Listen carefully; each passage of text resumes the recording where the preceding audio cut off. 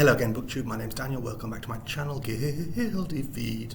I've got no rhythm. And today I'm going to do a tag, which is where I take a bunch of perfectly reasonable and interesting questions, overthink them, and talk for way too long through my answers.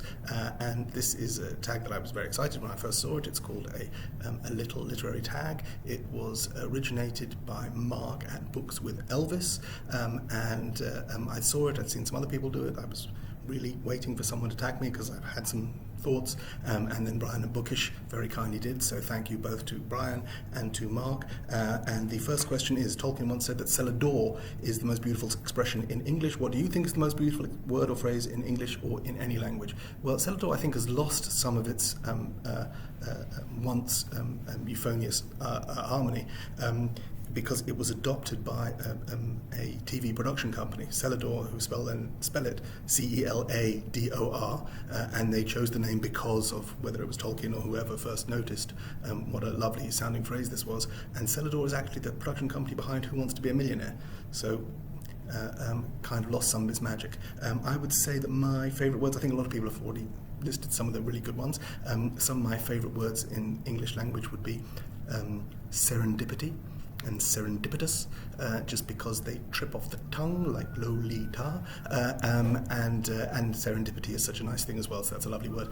In French, I think my favourite word has always been malheureusement, which means unfortunately, but it's just a lovely, again, rolls off the tongue, malheureusement, and it writes beautifully. It says M-A-L-H-E-U-R-E-U-S-E-M-E-N-T, so I love that EU. It always appealed to me whenever I would write it.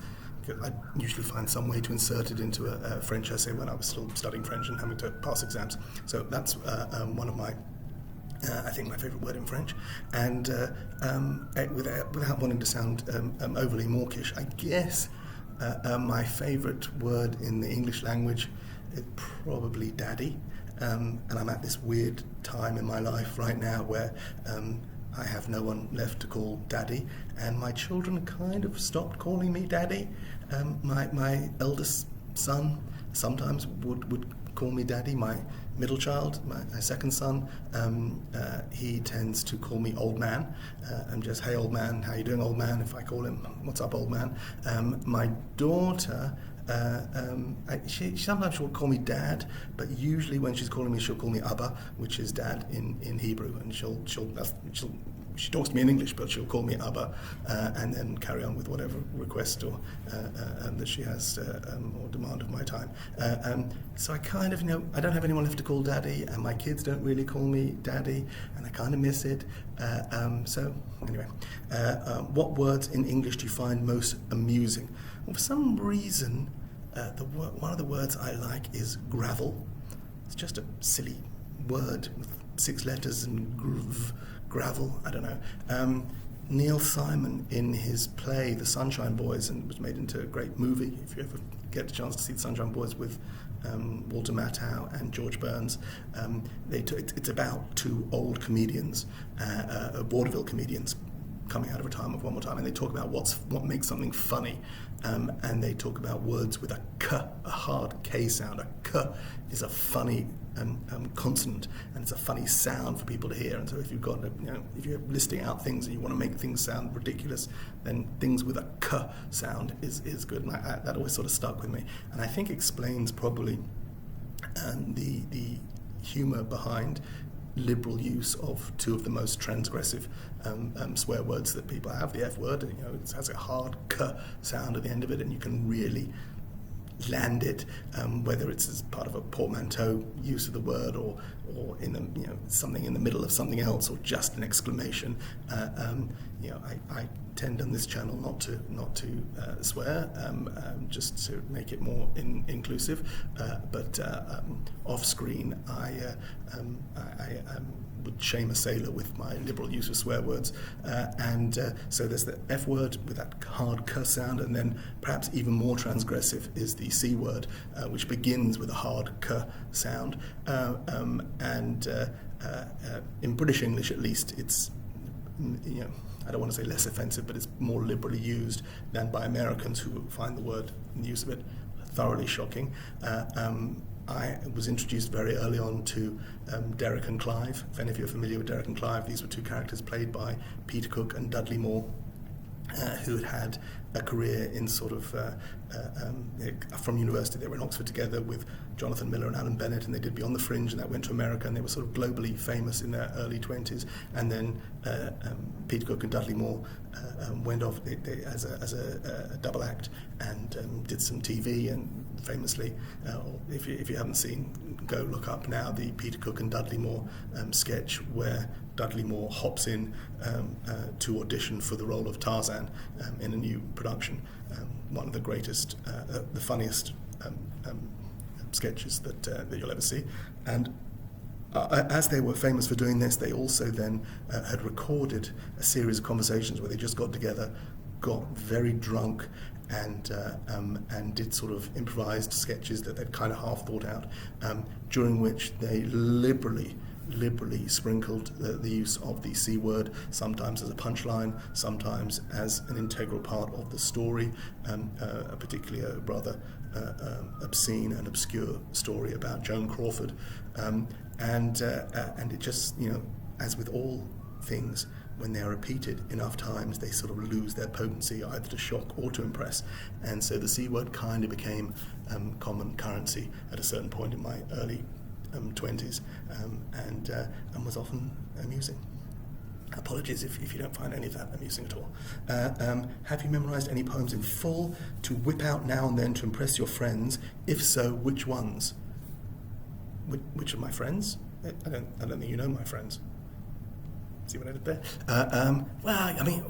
So in school, when I was like 7, 8, 9 years old, one of the first things we had to do occasionally was learn a poem and then recite it in front of the class. And there were times we'd be given a poem, we'd be given a week to learn it, and then there would be a lesson where we would all, one after the other, stand up in front of the class, and we'd be graded on whether we'd memorised it properly, and woe betide anyone who misspoke or forgot a comma, but also in our expressive ability to relay the meaning of the poem in the way we delivered it.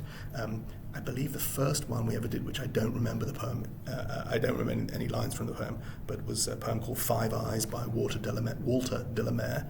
It starts something like in Hans' old mill, and it's a story of 3 cats, one of which only has is called One-Eyed Jill. Is the last line of the poem. So that between the 3 cats, they have 5 eyes. And then the other one we had to learn, I think probably I'm 9 years old now, was a poem called Cat by Eleanor Fargen.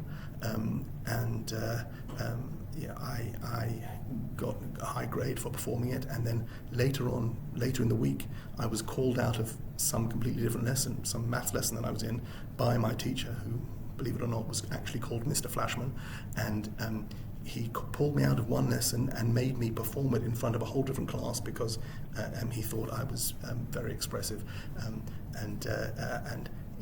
I remember most of that attera, sleeky, flatterer, spitfire, chatterer, scatterer, scatter off, her mat, wolf, treater of, gitter, whiskery, spitter, catcher, green and scat, scratcher, slathery, slithery, run to your dithery, hithery, thithery, fits, how she spits, scratch, can't you? Anyway, I would do that whole thing, and that's probably stayed with me about 40 odd years.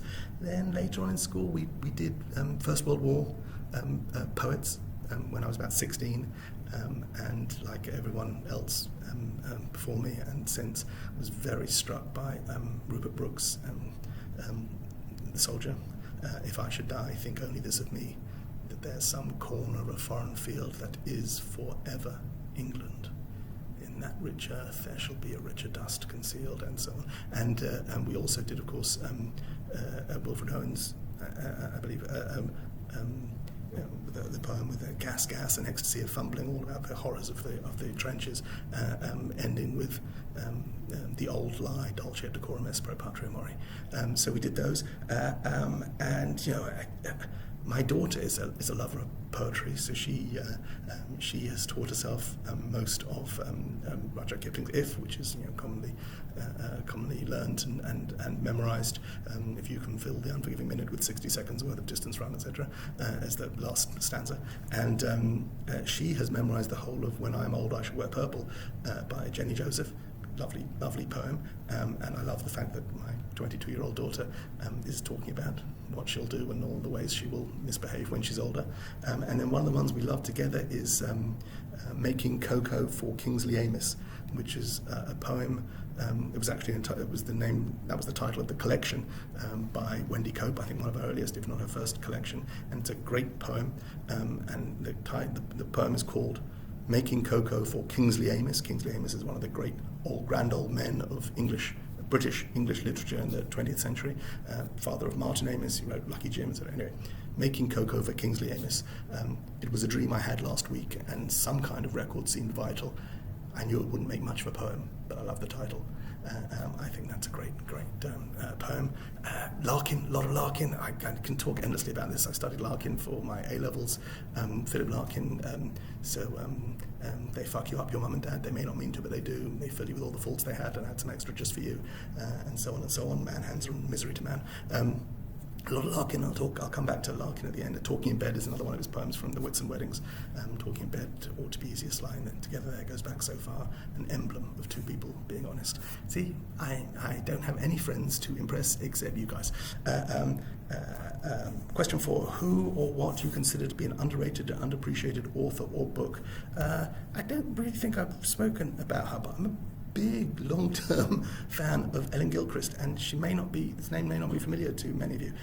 So this is her book Victory Over Japan, which actually won the National Book Award in America in 1984. She's an American Southern writer, and the Southern voice permeates throughout. These are a lot of short stories. She wrote short stories with recurring characters. So in each of her collections, there'll be one or two stories with each of the characters that we met. So the two most famous characters are Nora Jane and Rhoda Manning, and Nora Jane Whittington. And I've lived with these characters over a number of years. So I was first introduced to Ellen Gilchrist by another school teacher of mine when I'm about 16, 17, and he would read us these stories and put on this delicate Southern belle voice to read them. And so his voice is always in my head when I go back over these stories, and I've been collecting and picking up. So they were published in the UK back in the 80s. She was being published by Faber and Faber, and I think they stopped publishing them in the UK. Not enough people were interested. So I think she's published in the UK till about 1992. I don't think since then she's been published in the UK. She's now, I guess, in her late 70s. She's been publishing over the years, and so I've had to pick up the copies of her later works in America when I would visit and find them often in remaindered stores over there. But if you don't know Ellen Gilchrist, she's witty but kind, and the women in these stories know their own minds, and they're flawed, and they're kind of wonderful, and sexy. I'm a big fan of Ellen Gilchrist. What book do you consider to have the best or most memorable beginning? Well, these are the kind of things you can Google best opening lines, and we've heard lots of people give the answers to these. I think I've said before that the Knife of Never Letting Go, is that the first one in the Patrick Ness's Walking Chaos series, has a great opening line about his talking dog, essentially, spoiler. But this is the sort of go-to answer that I give, and it's another sort of forgotten author. I don't hear him being spoken about at all on BookTube, and that's Anthony Burgess. If anyone ever does talk about it, it's For a Clockwork Orange, which I guess is still widely read, but in his time, Anthony Burgess was one of the great in his time, I guess. Mid-70s, late 80s, and then I think he's already gone by the 90s. But this was a big book. This is like 1980, and this is around the time Midnight's Children. This didn't win the Booker Prize, but Earthly Powers was considered one of the chunky, worthy books of its time, and it's amazing to me that it's completely disappeared from. And this is say 10 years before The Secret History, which is widely read, and she's still considered, Donna Tartt is considered, and by me as much as anybody else, sort of important author. And Anthony Burgess, by virtue of being kind of a white guy, an older guy who had his time in the 60s, so that now I don't think he's read very much at all. That's a shame, because Earthly Powers is a tremendous book, and the opening line of Earthly Boughs is always worth revisiting, and it's my go-to answer when asked for the best opening of a book, and it goes like this. It was the afternoon of my 81st birthday, and I was in bed with my catamite when Ali announced that the Archbishop had come to see me. And I will leave that out there, and if you want to pause and go and look up the word catamite in your dictionary, feel free. Which book title best describes your life? Well, this was very simple, really, really easy for me. I went straight to the shelf and picked up my copy of Fitzgerald's The Beautiful and Damned. I found on it a little post-it note. Someone said, "Thank you, Daniel," which means that I lent it to somebody and they brought it back, and I had no idea who that's from. But yeah, keep that. But if I was being a little less self-aggrandizing, I might pick this second volume of sort of, it's not really autobiography. I think there were conversations that were held and recorded with Richard Feynman. So the first one is a tremendous book. Richard Feynman is the Nobel Prize-winning physicist. His first collection of stories is called Sure You Must Be Joking, Mr. Feynman, and his stories about how he learned to play the bongos and crack safes, all while he was in Los Alamos developing atomic and nuclear weapons as we know them. He's just a fascinating, interesting man who led the most tremendous life. And there's a great a biography that was written after he died by James Gleick called Genius, because he may have been the last of the great geniuses. Anyway, his second work of stories and anecdotes and tales, I guess, may sum up my life, and that's this. What do you care what other people think? I'd like to try and live up to that. What was the last book you read that led to a moistening of the eyes? Hannah at Hannah's Books did this, and actually covered a lot of ground that I was. I cried everything. I'm one of those. I cry at ads. I cry at trailers. Song comes on the radio, and I will start crying. And so it's not a big feat for a book to make me cry. I read this week. I read Less by Andrew Sean Greer, which won the Pulitzer Prize a couple of years ago, and shed a tear at the end. So, but anything, I can pick up a book that I've read before and just turn to a chapter where I know kind of what happens, and yeah, it's no big feat. Sorry, I cried at everything, and the books that make everyone cry absolutely bring me out. When it is time to shuffle off this mortal coil and go to the big library in the sky, what bookish literary quote would you like engraved on your headstone? I've seen a lot of people say they don't want headstones, they want to be cremated and have the ashes spread and returned to the earth, and yeah, I'm down with all that. The Jewish tradition is that one is buried with a headstone, and often as part of the commemoration of the life, family go back and visit the headstone, and we don't do flowers. You lay a stone, a commemorative, just pick something off the floor and put it on or around the gravestone to commemorate the loss. Not big on like big phrases. So often it's just born, died, and maybe mention of the children and grandchildren survived by.